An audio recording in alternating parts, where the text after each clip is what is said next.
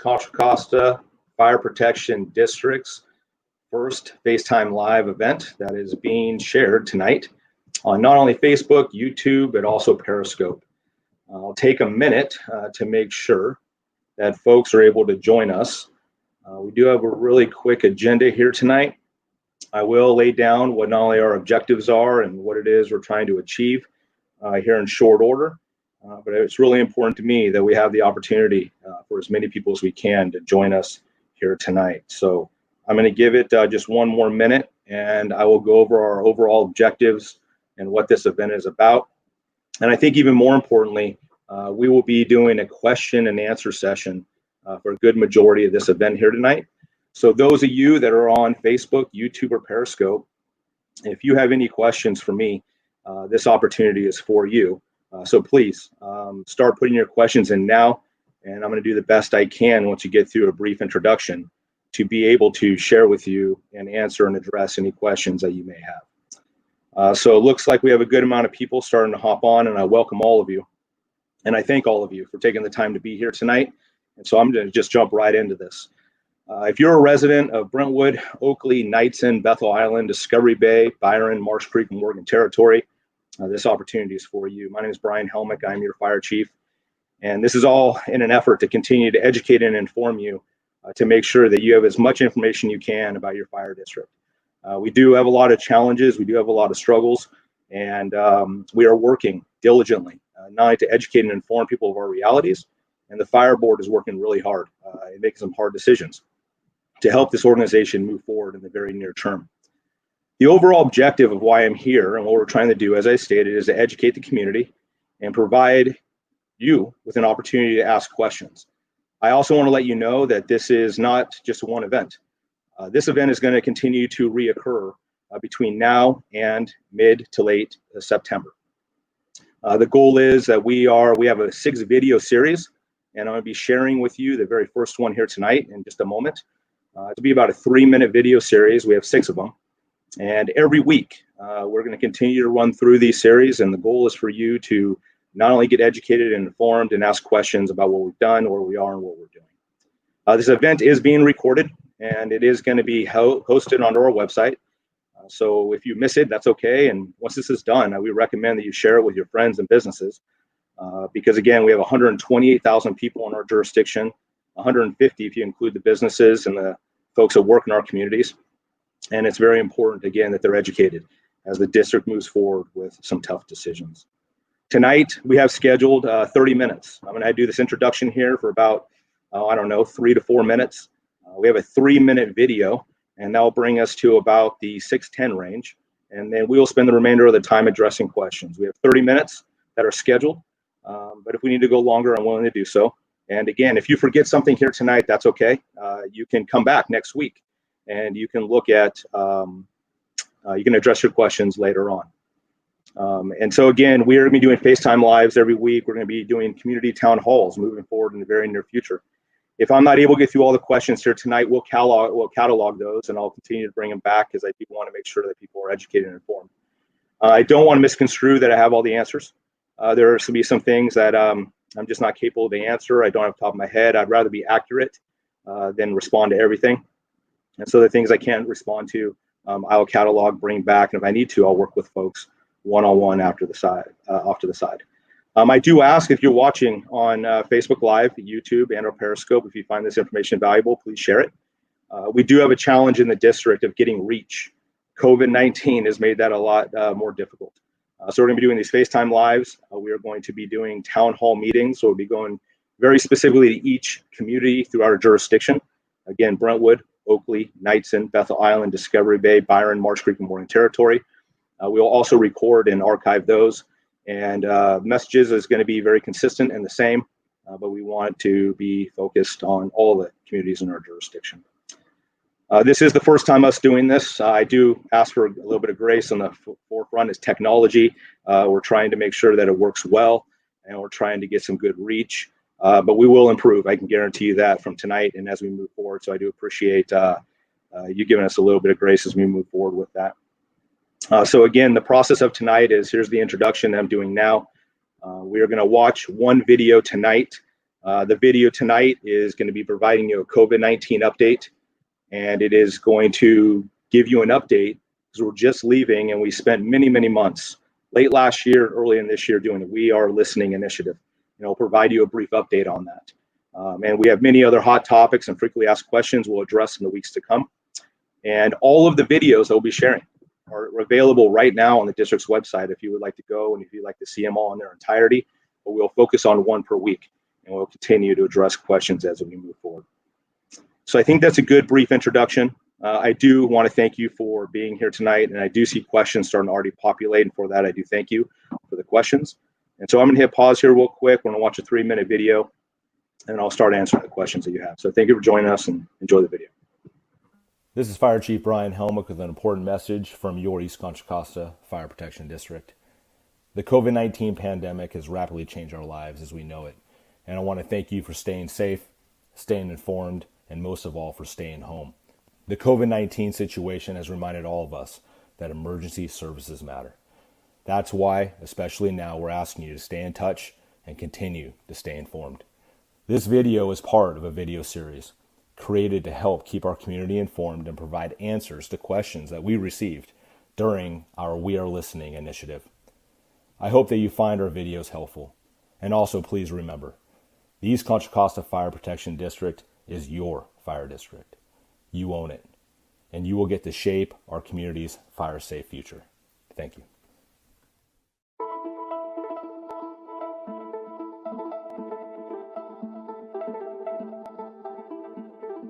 A lot of people think that we are the Brentwood Fire Department, the Oakley Fire Department, and/or Contra Costa County Fire.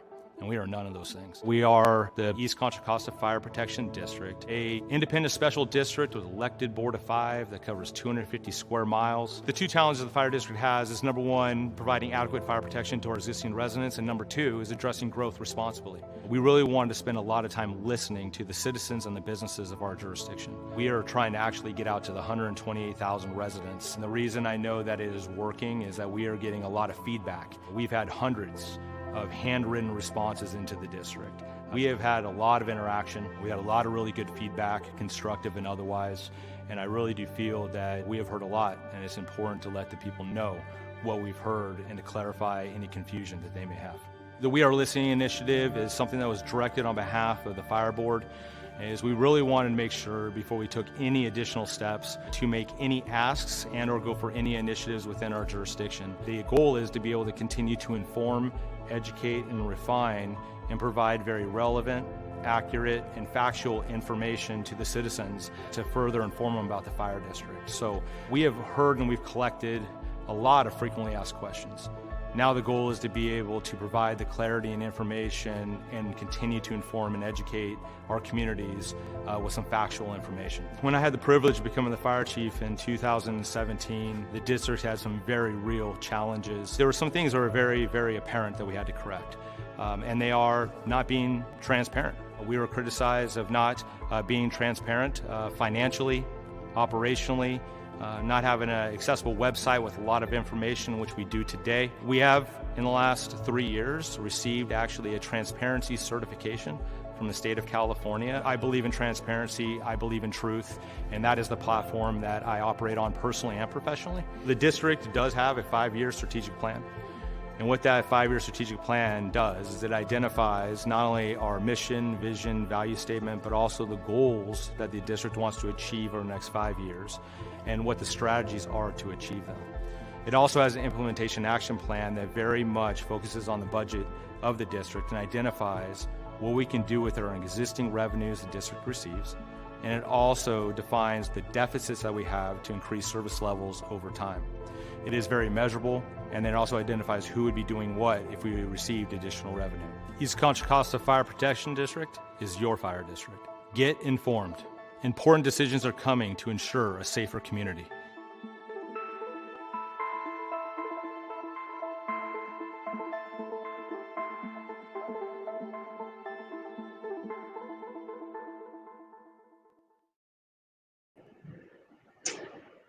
Okay, well, thank you for watching that video. And again, if anyone joined and they may have missed a portion of that video, or for some reason maybe it didn't stream the way that you wanted to from a Wi-Fi connection or otherwise, not only will this whole entire message be recorded, but you can also go onto our website and watch all 6 of the videos that are there. They're available for you now, and they'll be there as we move into the future.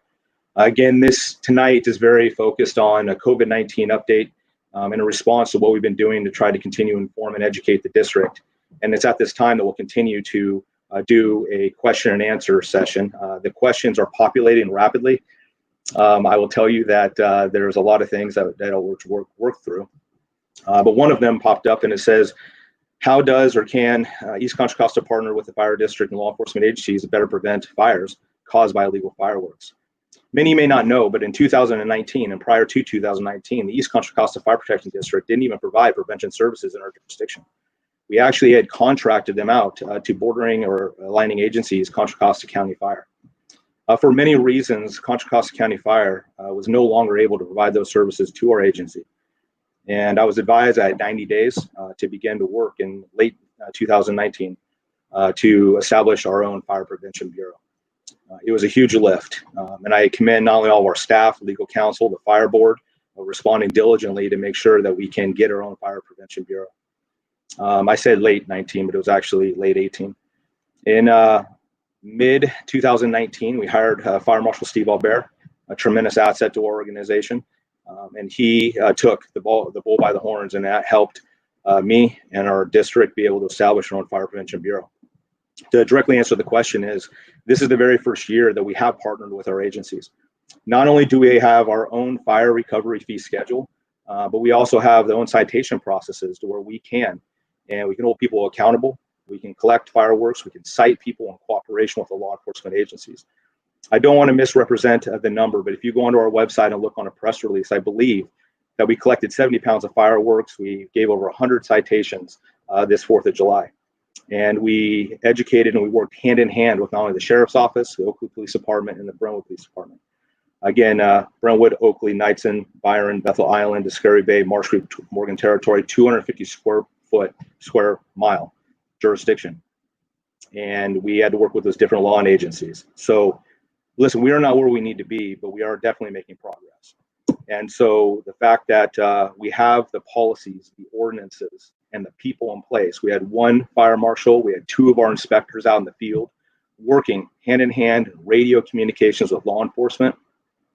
And it's just the tip of the iceberg. So a very fair question. And again, if anyone would like to talk more online about that, Fire Marshal Albert and or I would be loving to continue to communicate that. Another question that we received is, why are we not fixing the problem where it started and fix the amount of tax dollars that we receive like other cities? Very fair question. I get that all the time. And so here's the answer is that, we get criticized, the fire district and others, that, we need to correct the allocation amounts.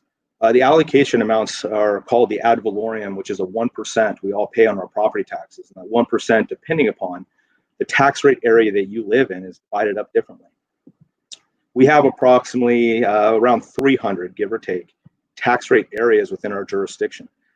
So if you're a resident or a business, you're one of those 200 to 300 tax rate areas. Every tax rate area is adjusted differently. But on average throughout the district, we get 7% on the 1% of where we are. We have some communities like Bethel Island that pay substantially a lot more. That 1% is closer to 18%. Oakley residents are closer to 4.6%, Brentwood between 5 to 6%, Discovery Bay 18%. I can continue going on to each individual community. But the bottom line is that each of those communities, although their ad valorem percentages may be a little bit different, it gives us on average 7% throughout the district, and we provide those services throughout the district. The allocation amounts aren't wrong. They're not wrong. They're low. And the reason that they're low is because when they were originated back in the 70s, they were created to fund the services that were given to the citizens that were here at that time. And in the 70s, we were a volunteer fire organization. The Bethel Island and Discovery Bay and different areas and the different leaders at the time, the service levels that they received from a volunteer organization or providing shift schedules or otherwise, they justified and validated the need for additional funding of other areas. And so again, the allocation amounts aren't wrong. They were low because we were at the time providing purely volunteer services. And now as a fire district, we're a 24/7, 365, full career organization. We worked for years to try to hold on to our volunteer programs. That's a whole nother discussion of why they are not sustainable and why they do not work as a baseline level of service. If we could go back in the 70s and travel to all the communities throughout Contra, Costa, and Alameda County, anyone that receives a greater allocation amount from us had a higher level of service in the 70s. The allocation amount isn't the issue.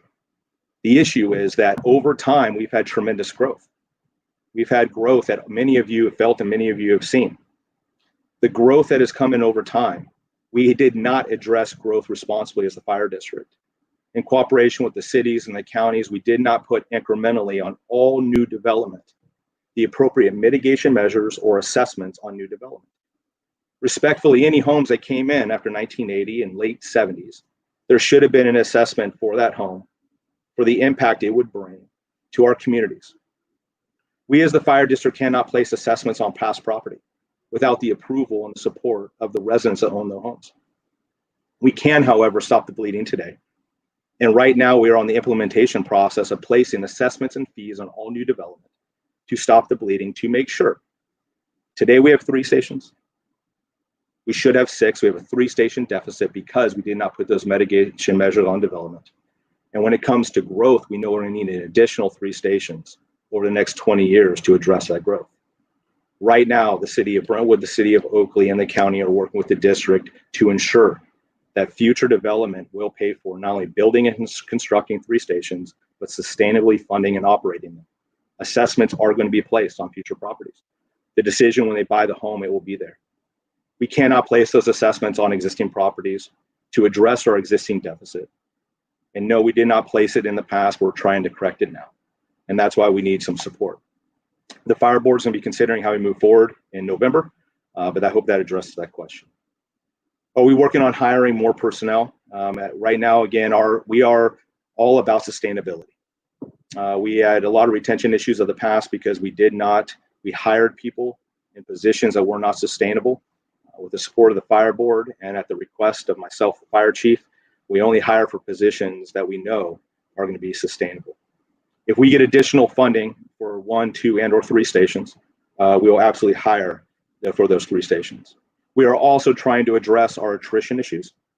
We know that we are short on personnel due to attrition coming up in future years because we've lost so many people in the past.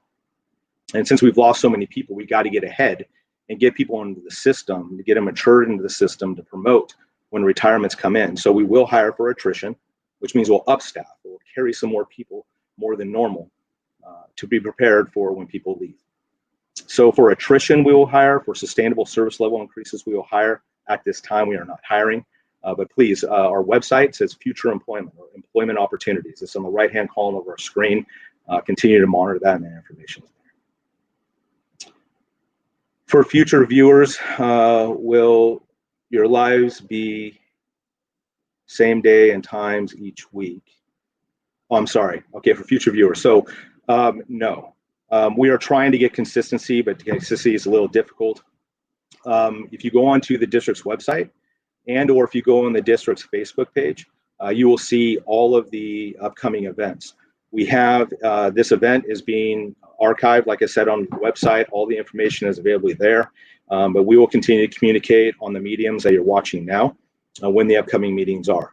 This Thursday, we do have a town hall meeting and we will start scrolling on the screen the Facebook Live events that we have and also the upcoming town hall meetings that we have. And we'll continue to communicate those through our website, so please watch for those. The funding problem is a state and county problem. Why do you continue to press the public for funding when it's a government problem? I understand that this is, again, a fundamental challenge that we have. To add on and not repeat what I said previously, again, is that our allocation amounts are low, but we also had inferior and lower levels of services before, and we are looking to increase service levels now, and they cost more. Volunteer services, career services, the cost of doing business versus what it costs then, it costs more. And so with that, one thing that's also important to know is that the fire district is funded by statute. So the way that independent special districts, we're not part of the city, we're not part of the county, we're completely independent, a governed board of 5. Our budget is not impacted by other entities, nor is it funded by other entities. We're completely independent. Our statute says that we are funded through property taxes and assessments. That's how we're funded. The sustainable and revenue sources are assessments. If development comes in, assessments should be placed to increase service levels. We need to present the challenges of service level increases to our residents. If they believe that we need to fund and they want to invest in, we can increase. If they don't, we can't. With that being said, as we do work with our agency partners, the cities and the counties, and we look at state and federal opportunities, but sustainable revenues are very hard to come by in that means. So 96, 97% of all of our funds come in through assessments and taxes, and that's how the statute says we operate. That's how the 1987 Fire Protection Law and Statute operates. So we continue to explore other opportunities. We missed, and we're trying to apply the same methodology of how we're addressing growth with the past residents to increase service levels to the rate they should be. And it is difficult. And I understand that folks don't want to have more taxes, but we're very restricted as a fire district of how to get funding. So I hope that answers that question. Tomorrow night at the Brentwood City Council meeting, fees for new homes are being raised for single family homes, etc. The fees appear that they will be used for future equipment stations. That is a true point. As I stated before, we have 2 challenges. One is providing adequate fire protection to our existing residents. 3 station deficit today. We have 3 stations, we should have 6. We don't have the 3 because we did not put the appropriate mitigation measures on growth historically. It just didn't happen. We've changed our methodology. When I came in 17, as one of my primary objectives is stop what has brought us here in the first place. And tomorrow night, and I commend not only the staff of Brentwood, Oakley, the county, the supervisor's office, the city managers, to being at the table working with me for years to finally get to the point of the implementation phase. It's a 2-piece part. Impact fees, they build stations, or one-time fees developers pay to build stations, buy apparatus that we can house members in. Tomorrow night, we're working to update the impact fees that will build 3 future fire stations and put equipment inside of them. The second piece is that we already have the policies in place, and we're working with development right now, is to find a developer to create what is called a CFD, a Community Facilities District. The Community Facilities District will be applied to every single home, every single property that comes in from here into the future. And they will incrementally, as they come in over time, bring revenue in the district to sustainably hire and pay personnel to staff those stations. That is one piece that's going tomorrow night. The land use agencies, the cities of Brentwood, the city of Oakley, and the county, they're considered land use agencies by statute, again, by laws. We cannot impose impact fees independently of them, but we can put community facility districts on all future property independently of them. So we are working with them to get the impact fees up to speed, and we are going to be working with the next development through the queue, which is already in process, to apply community facility districts to all new development. The challenge is what we have with the existing residents. I hope that addresses that question. There's only one exit in the Summer Lakes to escape area. Yeah, please update us on the alternative routes in the case of emergency. Yeah, very fair point. So those of you that live in the Oakley, Sand Mountain, Summer Lakes, Bethel Island region, this is very important to me. I've been working with law enforcement agencies, the supervisor's office, working on alternative plans. We have some temporary measures that we have some agreements with some property owners in the area. The events of the Summer Lake events that we had almost 2 years ago, they're blending together. We have room for improvement when it comes to evacuations, and Chief Albert and his staff, law enforcement, county OAS, we're working collectively on trying to be creative. We have had events where evacuations have occurred. The processes are getting better, but we still have a lot of room for work. What I'll tell you is that alternative roads, building different roads from, Cypress, from Bethel Island Road, continuing through Cypress all the way out to Byron Highway, Delta Road. There's an opportunity there that we're actively exploring. And then obviously there's other alternative routes, but the area is congested and we're aware of it. So we are trying to be proactive. Things like this, unfortunately, do move a little slow, but this is a longer conversation. And again, whomever posed that question, if you want to get in contact with Chief Albert, and or myself, and I can work to identify some timelines. But this they also stress the value of this in increasing the roadways, pathways, and travel paths. I referenced the strategic plan in the video. I recommend people look at our strategic plan, our implementation action plan. It's very strategic and it's very calculated on what we're trying to do. And increasing the thoroughfares and response times, traffic areas, roadways, that is in the top 3, if not the top 2 of our whole community. We have very challenging areas from the Marsh Creek, Morgan Territory area, and then right behind that is the Summer Lakes, Bethel Island area. So I share your concern. Operationally, we're aware, and we have work to do.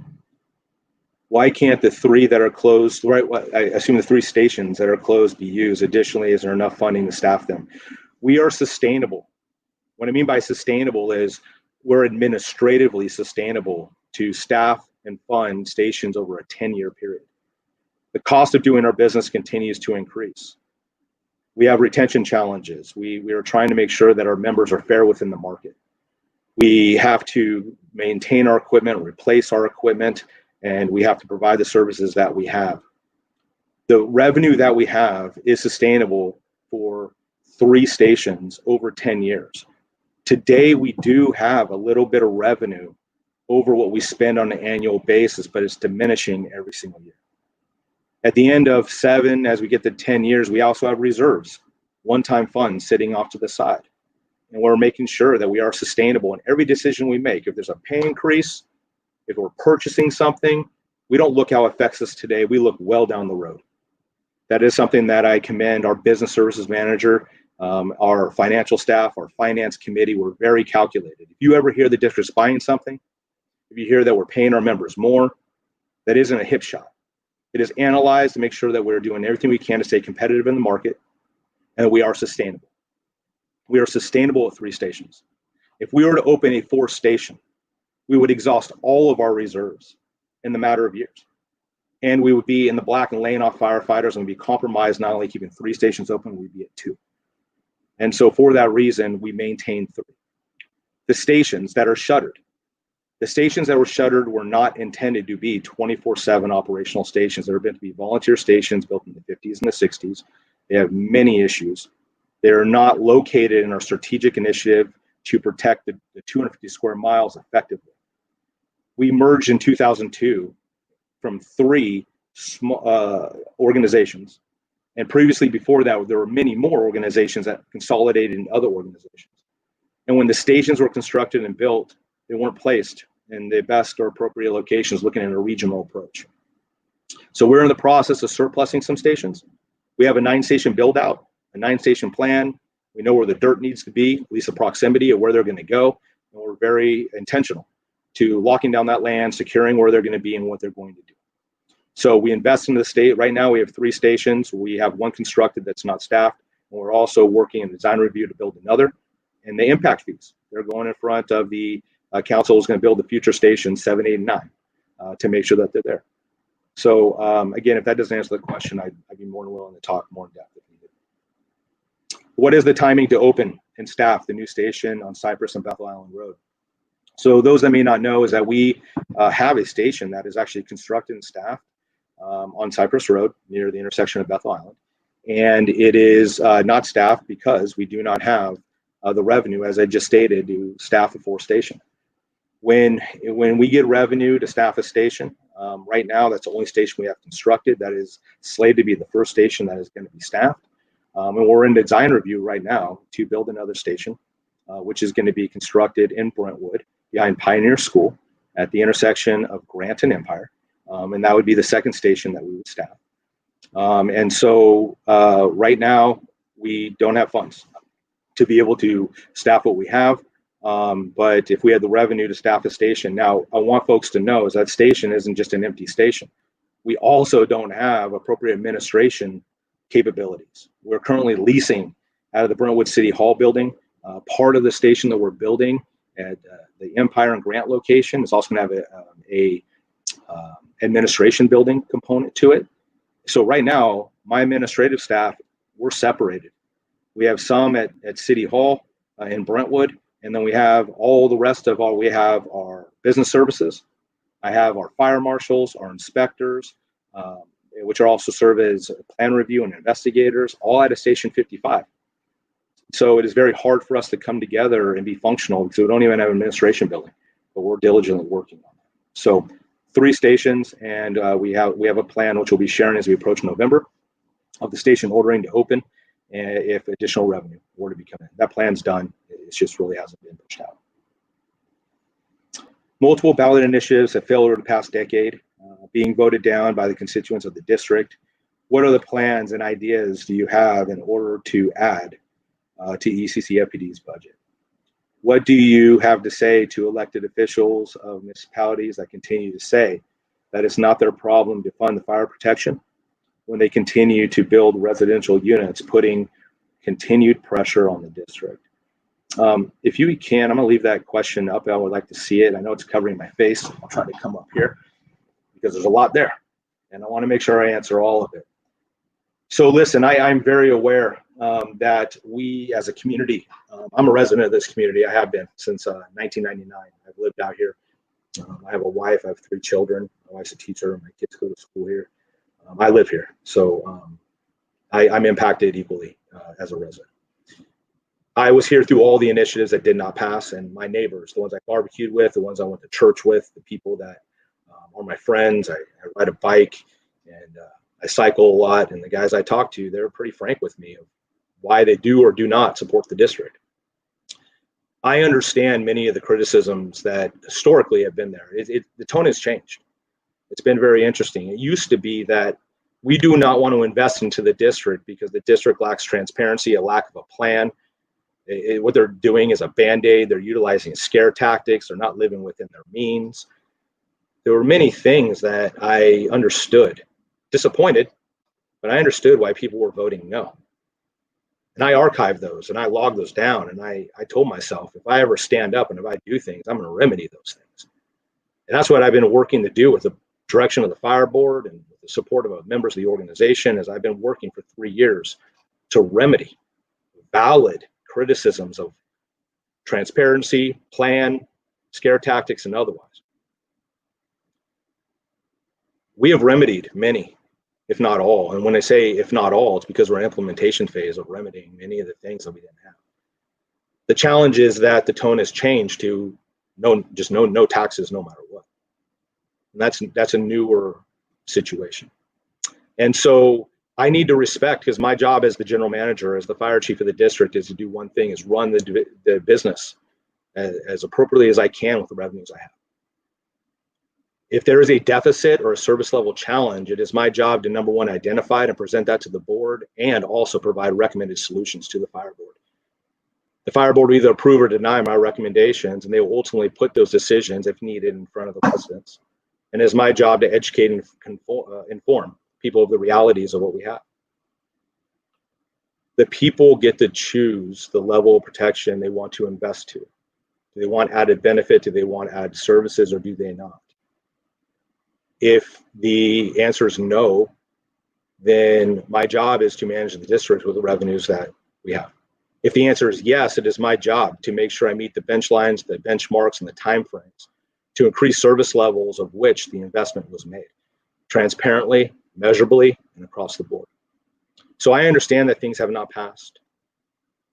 Why things are passing now are becoming growingly challenging, and I respect that. But as the general manager, again, I'm trying to do my due diligence. And right now, as I said in those steps of identifying the problem, bringing them to the board, and moving forward, the board's going to make decisions in November of what they do or don't do. And I'm continuing to explore every other rock. I want to be very clear that we are continuing to work with partner agencies. We have an ad hoc committee that was directed by President Oftedal of our fire board to work with the cities and the county to explore alternatives and options. We have a legislative consultant that we're working on at the state and local level to continue to explore things that, again, reallocation, undoing Proposition 13, taking from other agencies to make us whole.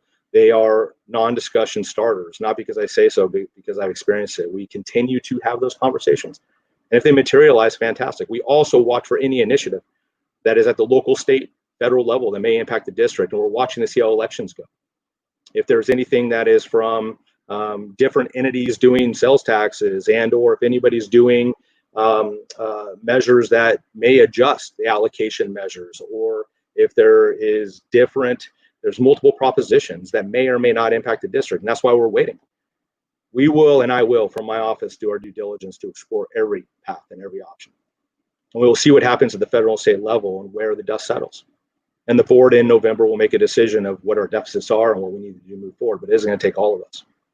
I can confidently say that we may be able to whittle away, if we're lucky, on some things. And if it's doable, we'll do it. But the residents are going to have to jump in and at some point to do something. So with that being said, is that we do have the other ideas that we're working on. Again, is we are looking at local and state propositions and initiatives. We continue to push on those things on a regular basis. And we are also working with, again, our local communities. But what folks need to know is that we can't force other people to reduce services to improve our services. And I really don't want to transfer the problem from one agency to the other. We are looking for a solution that doesn't provide a negative impact somewhere else. So you're no longer just talking to the fire district. Now you're having another service level deficit the community is disappointed in. And so I don't know if I addressed all those questions. I hope I did, but if I missed it, please put it back into the queue and I'll hit it. Next question, please. How much ERAF money does the district lose each year from schools? What is the California Special District Association doing to help districts with a shift of money from the county property tax to districts? Do you currently receive Proposition 172? Does your district receive money from the county that is returned to the state for public safety? What does the district statewide do to shift money back from the state? Okay, we can drop that. This is a very big question. So, but I want everyone to know, like I said, we do not leave any rock unturned. And this is one of the earlier rocks that I did. I had one of our board members that was very eager to explore and understand ERAF. I'm not going to get into ERAF or 172 because that is in depth, but let's get to the point of why that's important. There are many agencies up and down the state. There's a educational, they take money that goes and it funds education. And there's a lot of agencies that serve multi-agencies or multi-counties, and ERAF really does impact fire districts. This is one area of which, and also to further support what I'm about to say for clarity is, and this is just for information, is I sit as a director for the Fire Departments Association of California, FDAC, and I'm a director. And this was a topic of which we continue to explore. I sit on the committee. And we are looking statewide because ERAF and 172 and how it impacts fire districts is a very real state issue for fire districts. For East Contra Costa County Fire, we're a winner. We are not negatively impacted by ERAF. We actually come out ahead with ERAF. It is all built in the baseline of the TRAs. It's built in the bottom. There is no line item where it's subtracted and taken from us. That question is a very fair question. There are many entities within Contra Costa County where ERAF negatively impacts their budget. We are not one of them. And I'd be more than willing to show from the state assessor's office and from the state's information that identifies what agencies get impacted by that on an annual basis. But as of right now, we are not negatively impacted by it, and we did investigate it. That's a very good question. The allocations are wrong for today's demands. We need residents to write the state reps and demand allocation adjustment for the current number of residents. Our area has been one of the biggest drivers, and tax revenue increases and allocation should be adjusted. Do you have all lists of other agencies receiving the remainder of the 1%? I believe Fraser tried and he fought for the East Bay Regional Park, and they didn't want to give up the funds. It is more of an assessment that should be given to district residents to work together too. I don't know if that is, if the two ... is end or it is continuing, but and I'm going to ask you to throw that back up there because I want to address this. Thank you. So I understand the perspective, but as stated before, and you can ask the county assessor on how the allocations were done, and they're wrong. What I will tell you is if any resident in our community can go onto their tax bill. And if they're willing to look at their tax bill and highlight the areas for taxes for services they do not receive within their community. So for example, I do understand if you go in there, you're going to see, even if you're a senior citizen, you'll find that you do give money to schools. The schools are provided within your tax rate area and to your tax rate area. I do not believe that anyone is going to find that on their tax rate bills that you'll find that you're paying for services. You may not use them. I understand that, but you do receive them. They are available to you.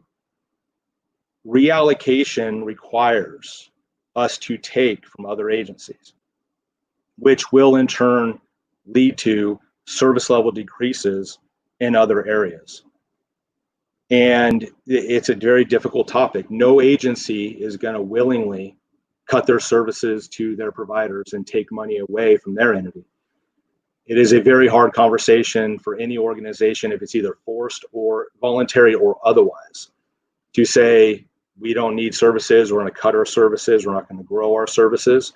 But again, the allocations aren't wrong, and the only way to redistribute is to cut services and transfer it elsewhere.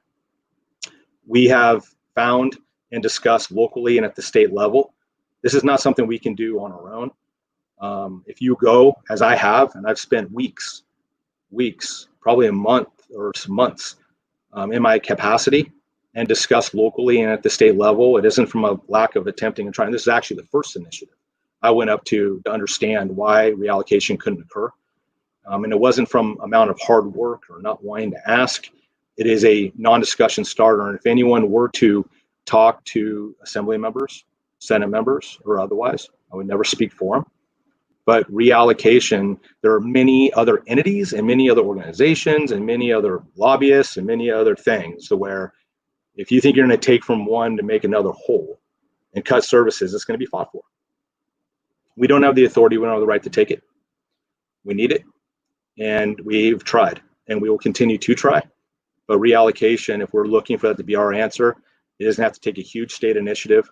That is going to be not about East Contra Costa Fire, but a state issue. And but we continue to work on those as we move forward, but they haven't been successful for us. Okay, I'm gonna hit pause real quick.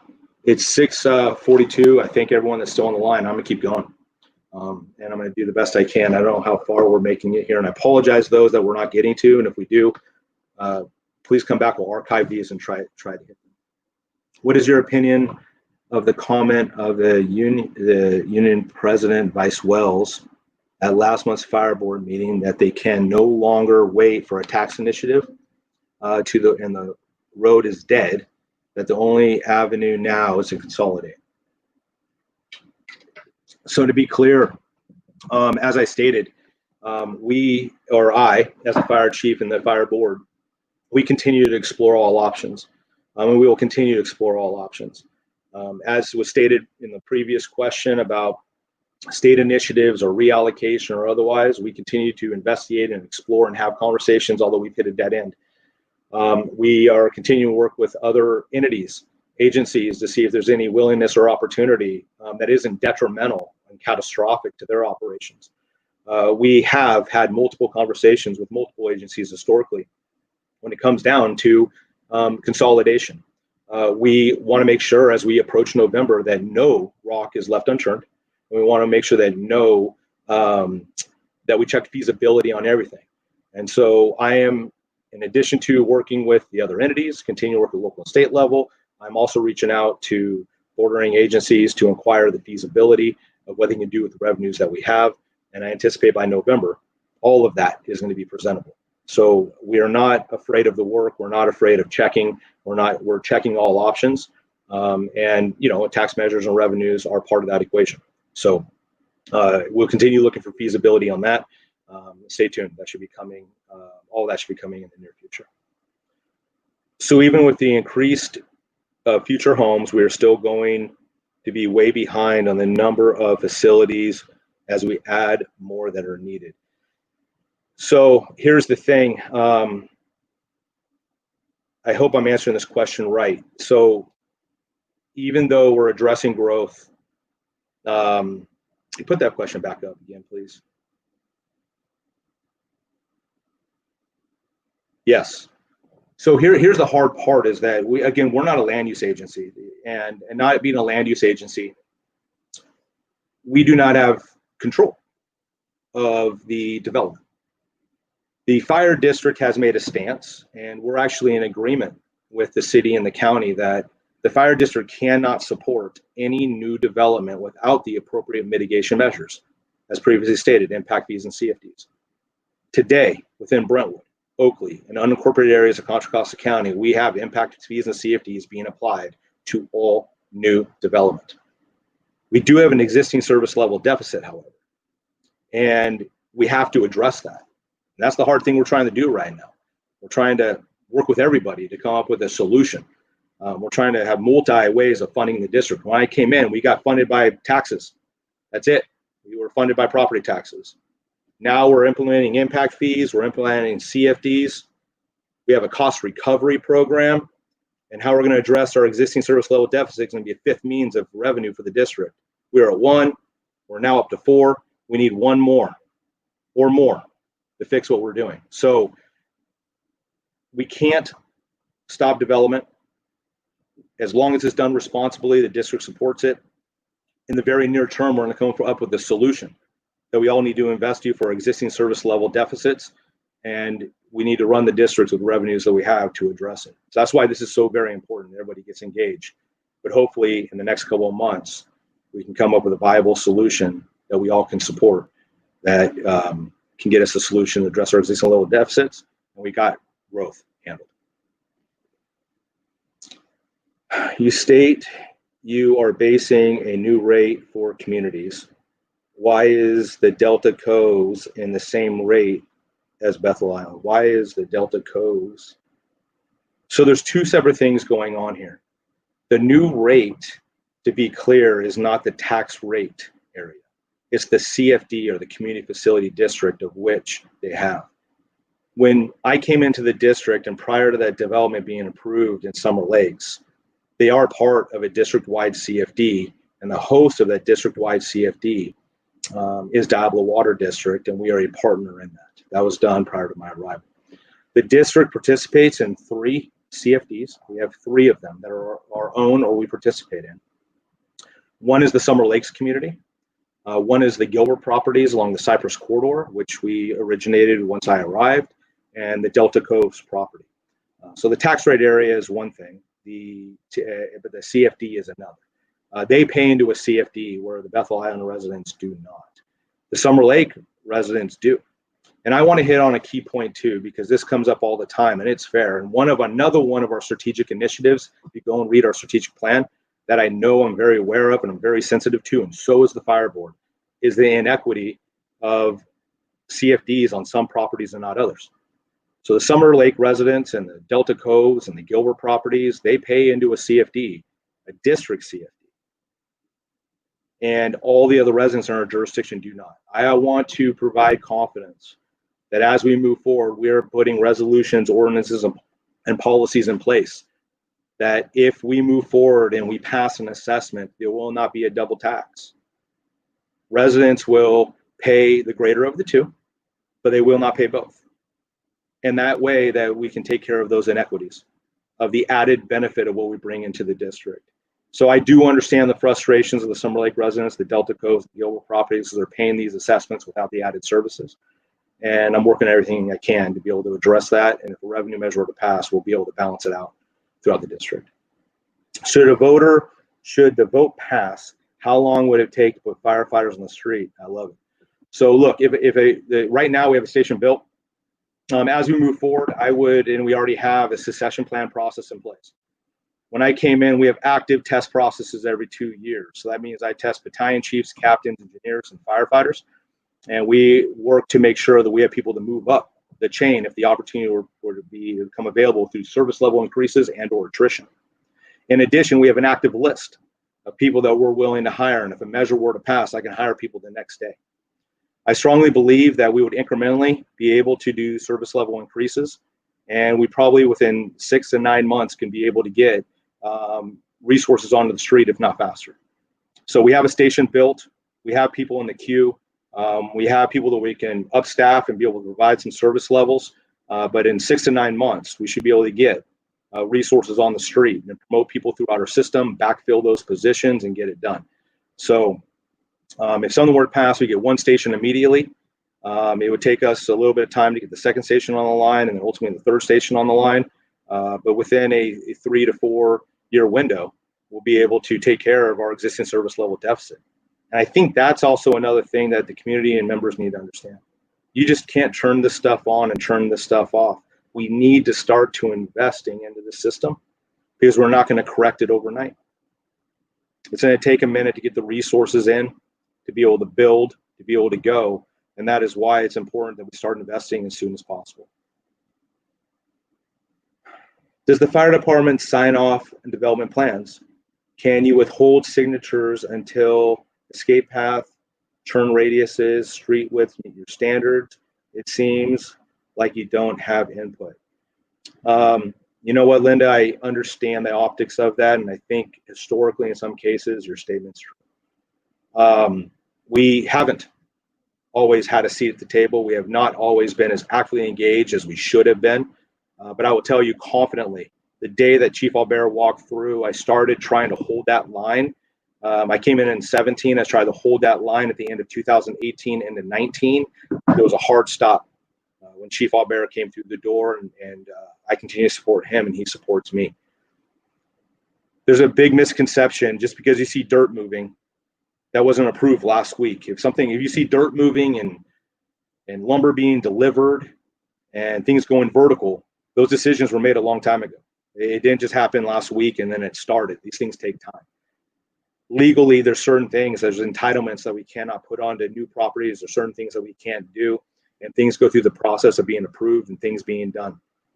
So for that reason, we did authentically and transparently, we missed opportunities of the past, but now we are correcting it. There's no thing that's going through without the appropriate mitigation measures and restrictions. And yes, if they don't meet the standards, we can delay. But as of right now, everyone's complying with our demands. Okay, I'm well over. And I want to say that this is a conversation starter. I want to continue. Please continue to share this with people. I'm looking now that I skipped a question. And the reason, it appears we've skipped them, this is all going to be recorded. It's because we're trying to, I assume, that I have folks obviously helping me. This is challenging to say the least. But what we're trying to do is if there's redundancy, I've already answered the question. We're trying not to repeat, as we wanted to try to make these a half an hour. It looks like we're going closer to an hour here. And so what I'm going to do, just for the good of the order, because it's important to me, is I'm asking those that are helping me, if there's anything that I skipped, and I want folks to understand, there's nothing I'm afraid to answer. I'll give you it as it is. I'm just checking here real quick. Stand by. All right. I think I have addressed everything. And again, this is what I would recommend. If I've missed something and it was not done, I recommend continue bringing back the question. If it's not answered, call me. My phone number is 925-584-8468. My email address is bhelmick@eccfpd.org. That information is also on our website where all these videos are. Please stay tuned. Continue doing what we're doing. Please share this information. I will tell you, there are so many people that do not know about East Contra Costa Fire. They do not know they have a fire service issue. They do not know that we have a problem, and I need your help. So please stay tuned. Please continue to stay engaged. I'm privileged to serve you as your fire chief. Thank you for joining us tonight. Go to our website for more information when this is archived. Thank you very much. Be safe.